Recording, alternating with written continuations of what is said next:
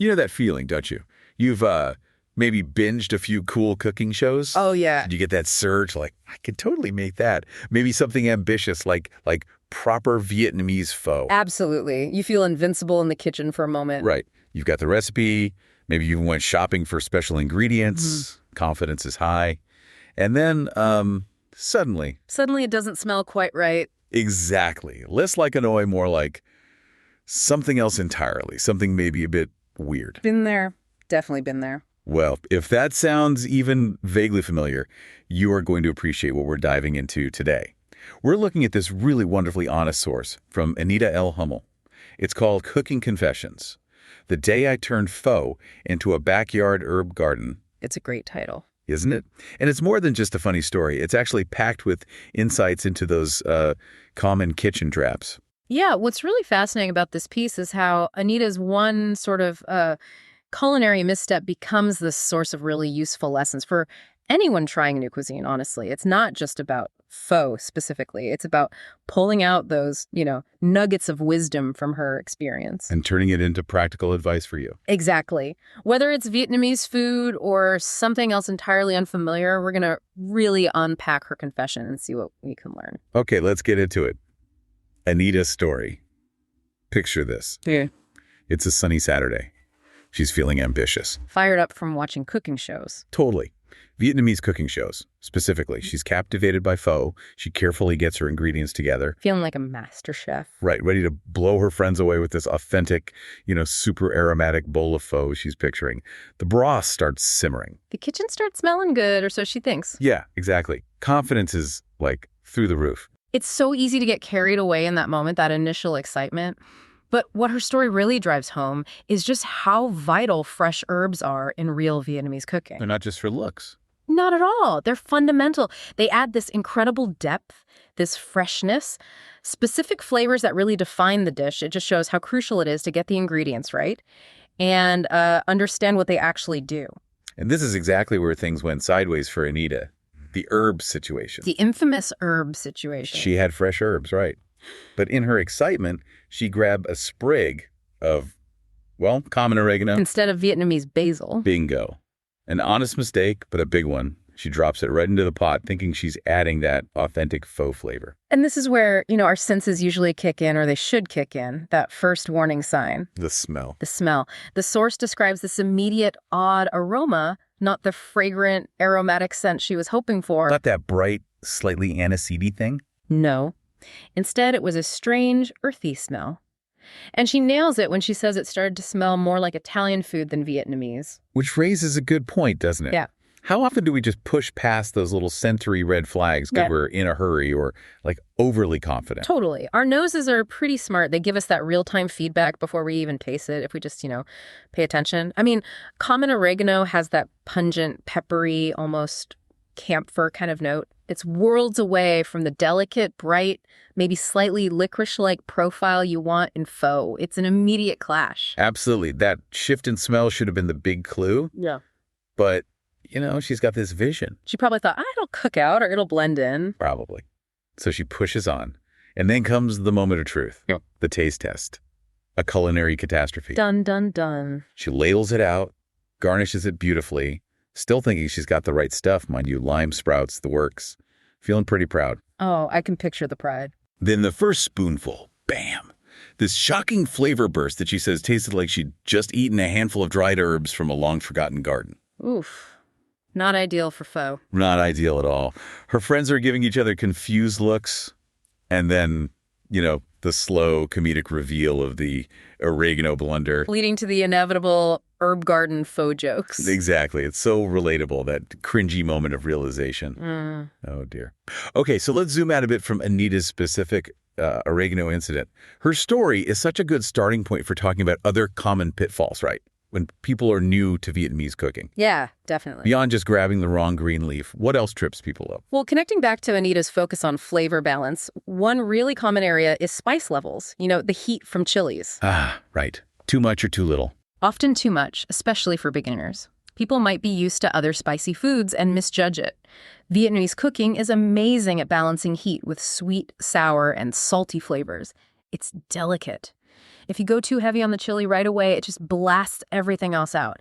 The source jokes about it setting your mouth on fire, and, well, it can. Yeah, you lose all the subtlety. Precisely. Yeah. So the golden rule, which honestly applies everywhere but especially here, is you can always add more spice later, put some fresh chilies on the table, but you absolutely cannot take it out once it's in the broth. Lesson learned the hard way by many, I'm sure. Oh, for sure. It's about respecting that symphony of flavors, not letting one instrument drown out the orchestra. Good analogy. And looping back to herbs, because Anita's story is just perfect for this. Herb confusion. It's not just oregano versus Vietnamese basil. No, it's broader than that. It's that things can look kind of similar, right? Green, leafy, but taste completely different. Can you maybe elaborate on some key Vietnamese herbs people might mix up? Sure. Anita's mistake is a prime example. What we usually call Vietnamese basil is often hung quay. It has this distinct, peppery, aniseedy, almost clove-like taste, very different from sweet Italian basil. Right, totally different vibe. Totally. Then you might have ro ram, sometimes called Vietnamese coriander or Vietnamese mint, though it's not really either. It's got this amazing peppery, citrusy, pungent kick. Again, nothing like standard mint or cilantro. So you can't just swap them out one for one with Western herbs. Definitely not. What? In a lot of Western dishes, herbs might add a similar background note.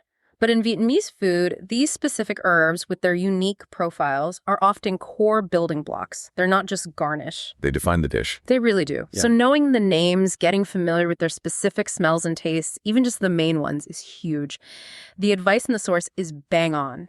If you're unsure, do a little research. Or ask someone. Ask someone who knows their herbs. Trust me, your taste buds will thank you, because it makes all the difference. That makes total sense.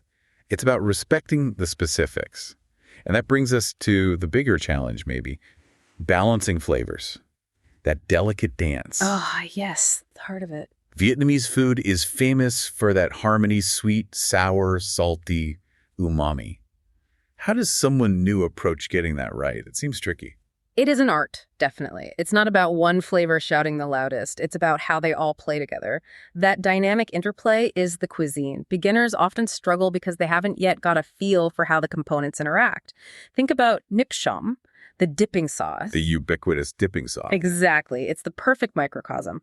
Fish sauce gives you salty and that deep umami. That savory depth. Right.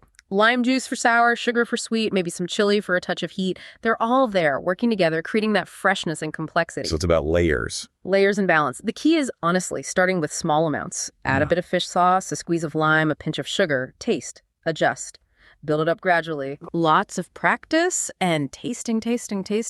It takes time to develop that intuition, but the result is just so incredibly delicious. It's worth the effort. Okay, so pulling all this together, what does it all mean for you, the listener, trying things out in your kitchen? What did Anita actually learn from her Erd Garden Pho incident? What are the big takeaways? What can you do to avoid your own culinary disasters, or at least learn from them? Well, the first big lesson, maybe the most practical one from Anita's story, is simple but powerful. Don't guess. Google it. Love it. Seriously, when you hit an ingredient you don't know, especially in a cuisine that's new to you like Vietnamese, just resist that urge to wing it. Take 30 seconds to check. Exactly. A quick search, maybe ask at an Asian grocery store if you can. It can save you from, well, oregano pho. And it's not just about identifying the leaf, it's about understanding its job in the dish. What flavor does it bring? How does it work with everything else? Getting familiar with the smell and look of things like hung qua or ro ram helps avoid those surprises. You're preparing your senses. That's super practical, like building a mental flavor library. And another key takeaway from the source is about managing expectations, right? Start simple. Master the basics. Absolutely crucial. If you're new to Vietnamese cooking, or really any complex cuisine, maybe don't make your first dish the most elaborate 20-ingredient recipe you can find. Yeah. Probably not the Royal Banquet Challenge first time out. Probably not.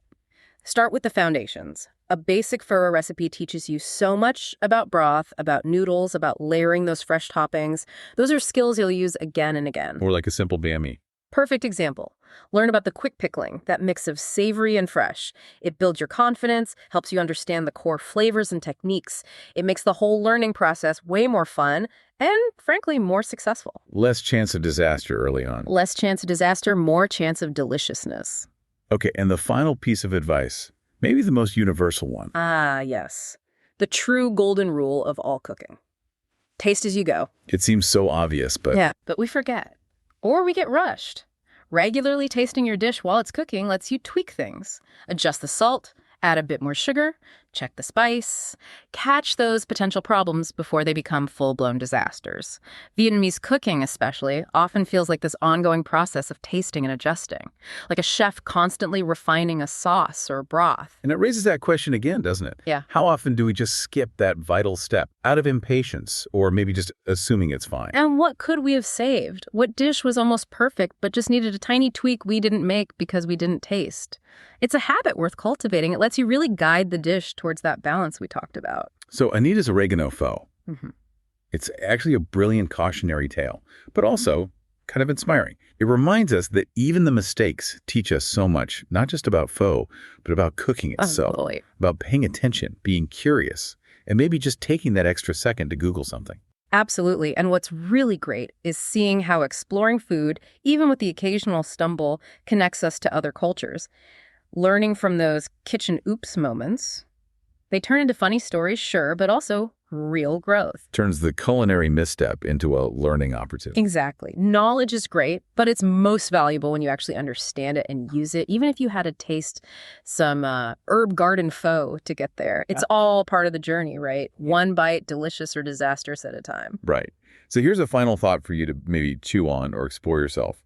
Anita's source mentions the specific power of those Vietnamese herbs we talked about, hung quoc, ro ram. The distinctive ones. Yeah, there are others too, each with its own character. So we'd encourage you, seek them out if you can. Smell them, taste them.